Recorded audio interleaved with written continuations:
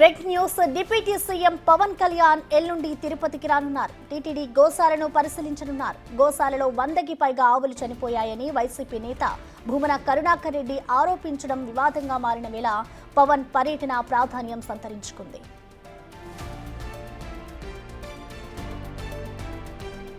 ఎల్లుండి తిరుపతికి deputy CM Pawan Kalyan రానున్నారు. టీటీడీ గోశాలను పరిశీలించనున్నారు. డిప్యూటీ సీఎం గోశాలలో 100కి పైగా ఆవులు చనిపోయాయని వైసీపీ నేత భూమన కరుణాకర్ రెడ్డి ఆరోపించడం వివాదంగా మారిన వేళ పవన్ పర్యటన ఇప్పుడు ప్రాధాన్యం సంతరించుకుంది.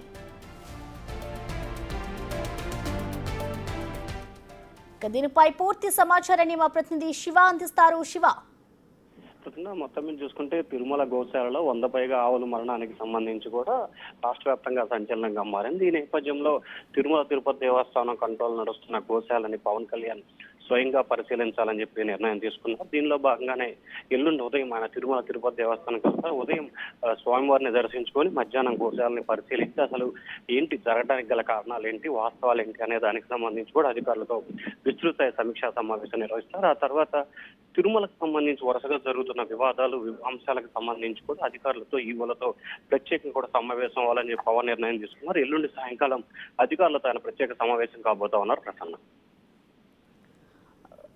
శివ, చూసుకుంటే ఇప్పటికే గో వివాదం ఏదైతే నడుస్తుందో తిరుపతిలో, దీనికి సంబంధించి ఒక్కొక్కరుగా వచ్చి అక్కడ విజిట్ కూడా చేస్తూ ఉన్నారు.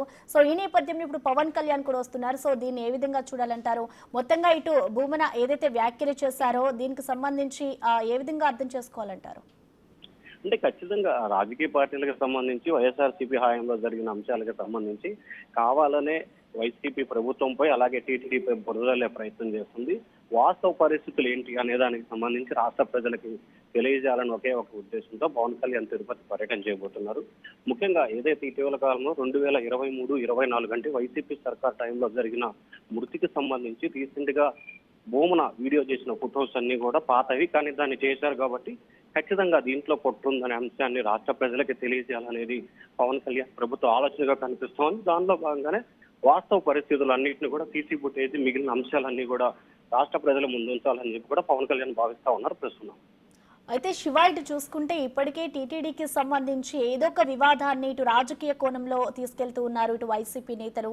సో మొత్తంగా అక్కడ ఏం జరుగుతుంది ఏంటి అనే ప్రతి ఒక్కటి కూడా ఇటు ప్రజల్లోకి ఒక అవగాహన కల్పించేందుకు కూడా ఇటు కూటమి ప్రభుత్వం ప్రయత్నం చేస్తుంది. సో మొత్తంగా ఏం జరుగుతుంది అనుకోవచ్చు ఇప్పుడు టీటీడీని ఇటు పవన్ కళ్యాణ్ అక్కడికి వచ్చి చూసిన తర్వాత?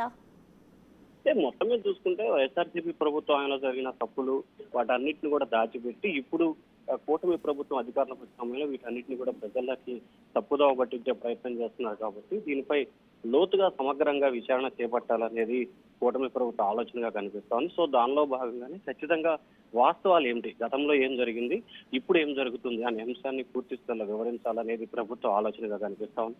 దాంతో పాటుగా ముఖ్యంగా చూసుకుంటే గత ప్రభుత్వ హయాంలో ఏం జరిగింది, ఇప్పుడు ఏం జరిగింది అనే వాటిని కూడా పూర్తిగా వివరించాలనేది ప్రభుత్వ లక్ష్యంగా కనిపిస్తోంది ప్రస్తుతం.